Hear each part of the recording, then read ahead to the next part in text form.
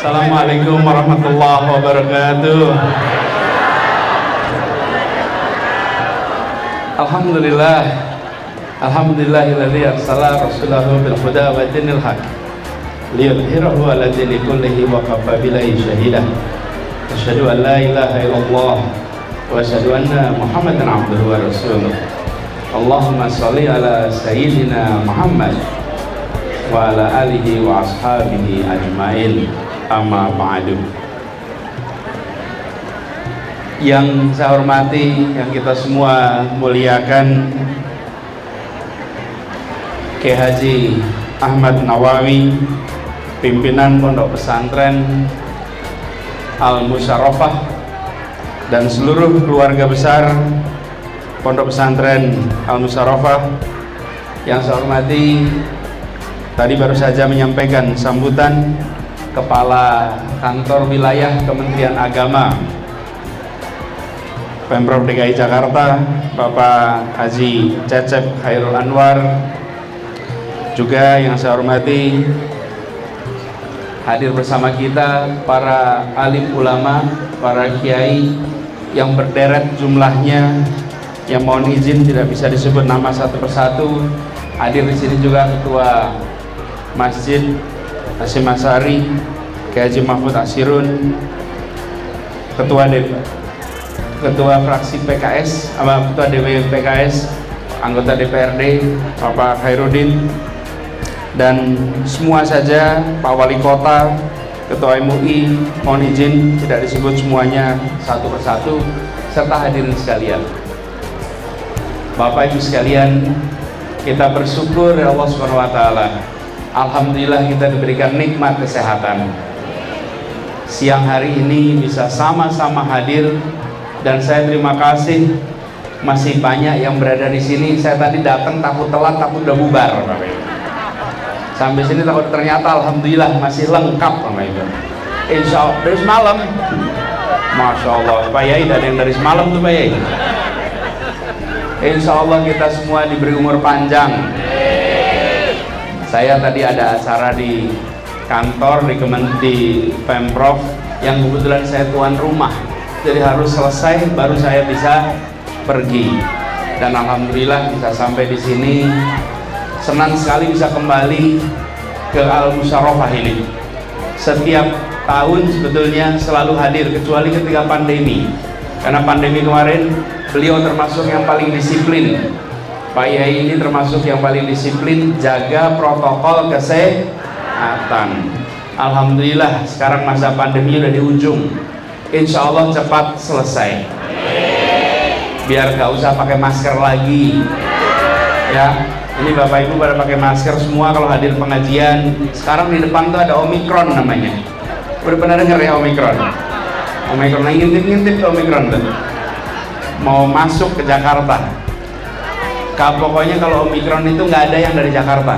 Omikron datangnya dari luar. Jadi saya titip, kalau ada pengajian, ada majelis taklim orang Jakarta, insya Allah aman. Tapi kalau ada yang dari luar datang, suruh karantina dulu. Ya, kalau belum karantina, jangan ikut majelis taklim. Jangan, karena yang bisa bawa bukan orang Jakarta.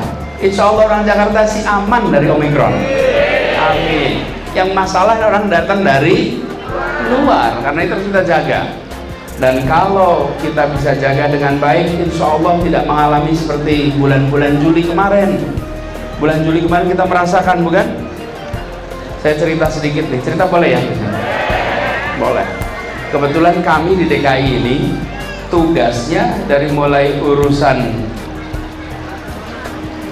bayi yang masih dalam kandungan sampai urusan kematian, urusannya semua itu. Dan ketika mengurusin COVID, bukan cuma mengurusin yang di rumah sakit, termasuk harus mengurusi pemakaman. Saya sering cerita, jam-jam yang paling tidak nyaman itu jam sekitar maghrib. Itu Pak Yai, kalau jam maghrib itu jam kita dapat kabar berapa jumlah yang wafat hari ini. Ditutupnya pencatatannya jam 6 sore. Asalnya 40, tambah lagi 80, 100, sampai angka 400-an satu hari. Kita tidak ingin peristiwa itu terjadi lagi. Insya Allah ke depan Jakarta aman. Nah, tapi syaratnya kita harus ikut protokol. Insya Allah kalau ini sudah lewat, semua bisa berkegiatan seperti semula lagi. Dan kita ingin ibu-ibu semua, bapak-bapak, para kiai yang saya hormati, Jakarta bisa jadi contoh. Karena kita alhamdulillah penanganannya termasuk yang terbaik di Indonesia. Betul itu. Kenapa? Ya karena kita semua nih kerjasama. Kan nanganinnya bareng-bareng bukan? Bareng-bareng, kita nangani bareng-bareng. Alhamdulillah Jakarta jadi contoh. Kemarin di dunia itu jumlah kota ada ratusan. Terus dibuat penelitian 50 kota terbaik penanganan COVID. Dan salah satunya adalah DKI Jakarta. Alhamdulillah. Ini bukan kerja satu orang gubernur, bukan. Ini kerja jutaan orang, semua pada kerja luar biasa. Ini semua kita ikhtiarkan. Dan ada satu hal yang kita tidak boleh lupa, setiap malam Jumat ada khutmul Quran. Ada, dan itu dikerjakan khutmul Quran ini setiap malam Jumat.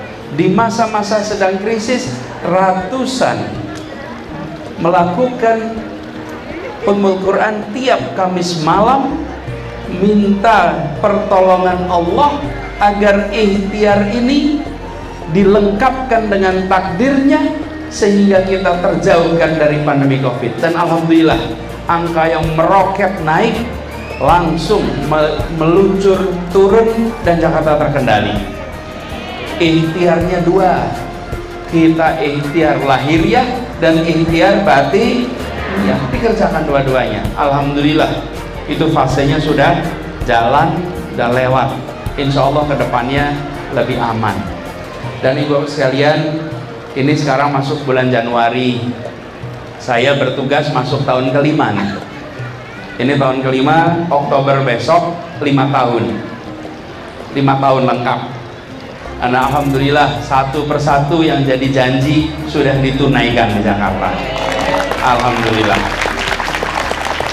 semuanya kita satu persatu tunaikan. Dan kita ingin agar Jakarta terus aman. Kita ingin jadi tuan rumah di tanah kita sendiri. Kita pengen ini terus kita pertahankan supaya kita bisa memastikan bahwa Jakarta nyaman bagi semua. Tadi Pak Kiai Nawawi cerita tentang rencana jalan. Insya Allah Pak Yai nanti sebelum tuntas akhir tahun rencana jalannya sudah terrealisasi, insya Allah. Dan banyak dari kita semua yang ingin agar kota kita ini makin ramah, aman buat semuanya. Buat ibu-ibu kepengen agar harga-harga terjangkau, betul? Ibu-ibu selalu punya harga, bapak-bapaknya nggak terlalu tanya harga. Kalau ibu-ibu pasti tanya harga, bukan? Ya, harga mudah-mudahan tetap bisa terjangkau, aman. Dan itu yang kita seringkali luput dari perhatian. Karena Jakarta ini unik, misalnya. Yang kecil bisa jadi gede, yang gede bisa jadi kecil. Betul? Ada orang kejeblos bisa jadi viral. Iya, ada yang kejeblos viral. Iya. Saya pernah kejeblos viral pula. Masya Allah.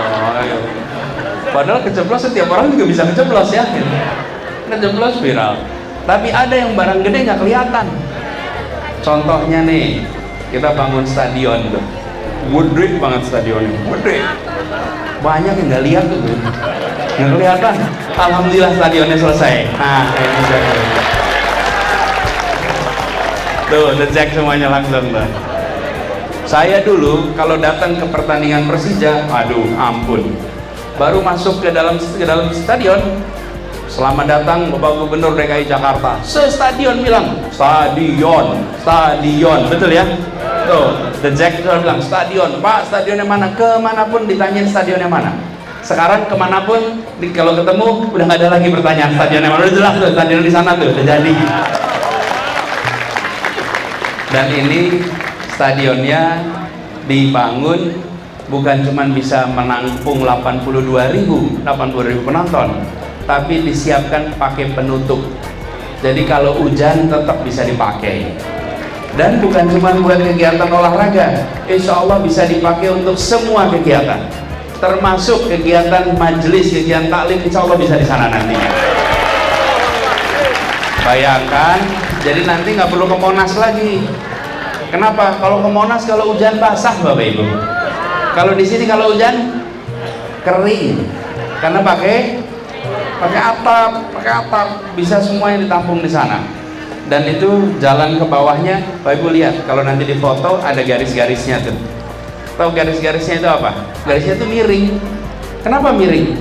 Karena garis itu dibikin adalah arah kiblat,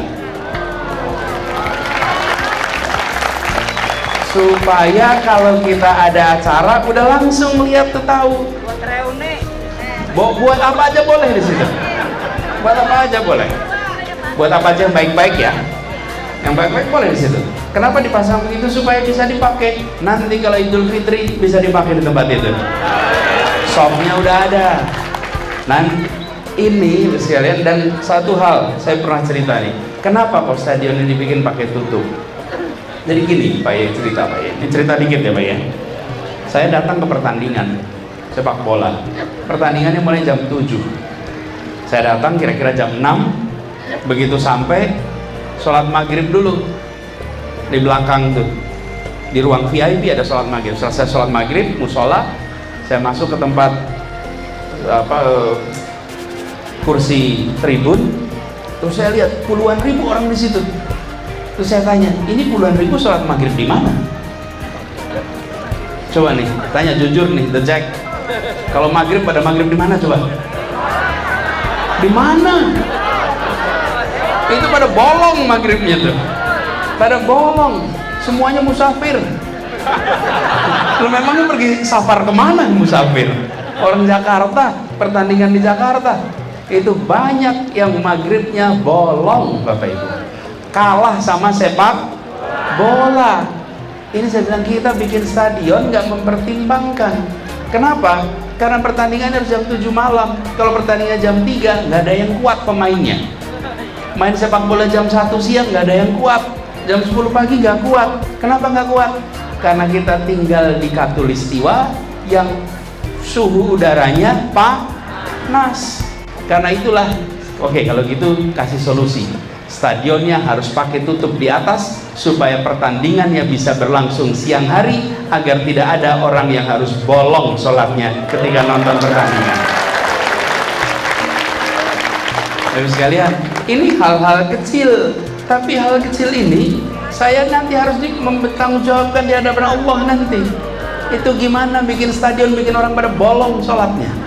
Karena rancangannya tidak membuat pemain bisa bertanding siang hari, sehingga penonton harus datangnya sore hari, dan puluhan ribu tidak ada tempat sholat. Jadi sekarang dikasih tutup biar bisa pertandingan siang, biar malamnya aman, tidak ada yang bolong maghribnya insya Allah. Nah ditambah lagi, terus saya pikir ini kalau pada sholat nggak ada musolanya nih, nggak akan cukup. Caranya gimana? Siapkan tempat wudhu yang banyak, ada ratusan tempat wudhu, kemudian digarisi garis soft, silahkan bawa sajadah, wudhu di sini, bisa sholat di mana saja, tempatnya sudah siap untuk sholat. Ini contoh hal kecil bagaimana kita membangun dengan memperhitungkan kebutuhan. Kenapa? Ya karena 85% penduduk di kota ini memiliki kewajiban untuk menjalankan sholat 5 waktu. Lah mereka kita punya kewajiban. Negara ini negara Pancasila. Kalau membangun sesuatu harus memperhitungkan bagaimana umat bisa menjalankan yang menjadi kewajibannya. Alhamdulillah itu tunai. Doakan 2 bulan lagi bisa diresmikan. Pada pengen ke sana nggak? Mau ya? Mau. Dan nanti kita atur, bisa lihat ke sana nanti. Besok malam ada pengecekan suara. Itu kalau besok malam pengecekan suara, kebetulan speakernya baru dipasang lengkap. Sekarang udah lengkap di situ. itu paling merinding kalau dengerin suara adzan. Bapak Ibu datang ke situ, ruangan sebesar itu dengan sound system yang luar biasa baik, itu ketika mendengar adzan merinding badan kita. Insya Allah nanti semua kita dapat kesempatan di sana. Mudah-mudahan nanti di sana kita bisa sholawatan, ya. Insya Allah. Shallallahu ala Nabi. Bapak Ibu sekalian saya hormati, ini contoh saja. Tapi yang dikerjakan banyak di Jakarta. Di sini saya tidak untuk bercerita tentang apa yang dikerjakan. Saya minta didoakan. Doakan agar amanah ini bisa ditunaikan dengan baik sampai ke ujung. Bisa tetap istiqomah sampai Oktober nanti. Dan bisa menunaikan semua yang tersisa dalam janji-janjinya dengan baik. Nah, sesudah itu kita lihat mau ngapain nanti. Ya, habis itu. Nah, gini. Tadi udah dibilang. Saya bilang gini, kalau adzan kalau udah masuk waktu Bapak Ibu. Kalau belum masuk waktu jangan adzan. Iya, kalau belum masuk waktu adzan, orang malah pada lihat jam berapa ini tuh suara adzan. Bener nggak Mas? Iya, jadi saya bilang nggak usah adzan, tarhim aja boleh. Kalau tarhim boleh tuh. Kalau tarhim boleh, sekarang kita bersiap. Amanah apapun siap dijalani. Amanah apapun siap untuk dijalankan. Yang penting kita semua kita insya Allah bekerja mencari ridho dari Allah. Kalau itu kita pegang, insya Allah kita dimudahkan.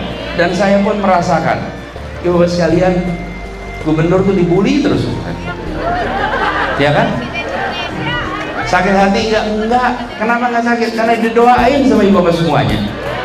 Didoain biasa aja tuh, ramai apapun diramaikan, apapun. Tapi alhamdulillah semua masalah yang muncul di Jakarta ini kita sering sekali ketemu dengan jawaban solusi yang tidak pernah terbayangkan sebelumnya. Semua yang rumit-rumit nggak pernah kebayangkan sebelumnya. Tapi alhamdulillah di setiap kerumitan itu muncul hal yang tidak terduga. Itu sebabnya saya bilang sama Pak Kiai Nawawi bahwa kita ini berkat doa dari para kiai, doa dari ibu dan bapak semua, kita dibukakan pintu-pintu jalan keluar oleh Allah. Mudah-mudahan ini terus bisa berjalan ke depan. Dan insya Allah Jakarta kita terus menjadi kota yang penuh keberkahan. Jakarta kota yang baldatun, thayyibatun, warobun, ghafur.